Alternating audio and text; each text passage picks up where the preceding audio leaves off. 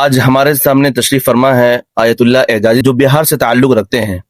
ہمارا ان سے سوال یہ ہے کہ تقدیر کسے کہتے ہیں؟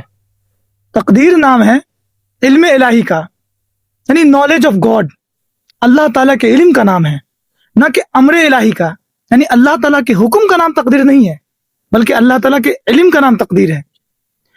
اب بہت سارے لوگ اس میں کہتے ہیں کہ اس میں تو بندہ مجبور ہو گیا، چاہے ہم کتنا کچھ کر لیں کوئی فائدہ نہیں ہوگا کیونکہ پہلے ہی سے لکھا جا چکا ہے.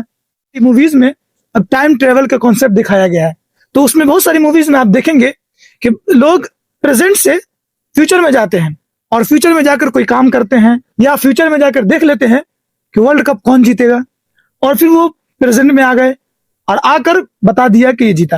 کیا وہ ٹیم ورلڈ کپ اس کی وجہ سے جیتی جو فیوچر میں گیا تھا، جس کو معلوم ہو گیا کون جیتنے والی ہے؟ اس کی وجہ سے تو نہیں جیتی، اس کے پاس تو صرف علم تھا. تو یہی سمجھ لیجئے کہ وہ شخص جو کوئی عمل کرتا ہے اللہ تعالیٰ اس کے ول میں رکاوٹ ڈالنے والا نہیں ہے بلکہ وہ اپنے اختیار سے سارا کام کرتا ہے. اس کو ایک اور مثال سے سمجھ لیجئے کہ بسا اوقات آدمی اس میں فری مائنڈ ہو جاتا ہے اور کہتا ہے کہ جب تقدیر میں لکھا ہوا ہے تو میں یہ کر لوں گا وہ کر لوں گا، تو اس کے کانسیکوینسز بھی آپ کو جھیلنے پڑیں گے.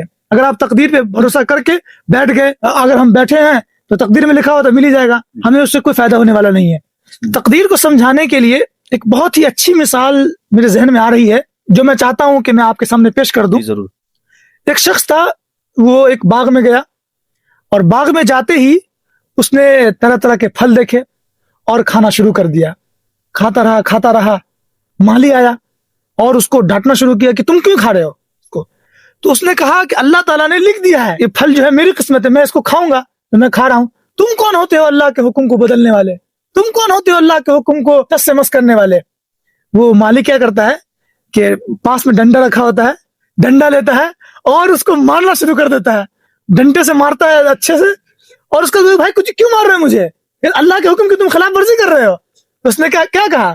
اللہ نے یہ بھی لکھا ہے کہ تم یہ کھاؤ گے اس کے بعد میرے ہاتھ سے ڈنڈا کھاؤ گے. ماشاءاللہ، بہت اچھا بہت اچھا. بہت اس سے ہم کو یہی سمجھ میں آتا ہے کہ اگر آپ تقدیر کے بھروسے بیٹھ جائیں گے اور کچھ کام نہیں کریں گے اور صرف اسی پر ریلائی کیے رہیں گے تو پھر بعد میں وہی ہوگا کہ تقدیر میں بھی وہ چیز لکھی ہوگی کہ اس چیز پر ریلائی کر کے بیٹھ جائے گا اور اس کا وہ کام نہیں ہوگا. اور وہی والی بات آئے گی جو آپ نے باغ والی بتائی کہ پھر ڈنڈے کی مار بھی لگے گی.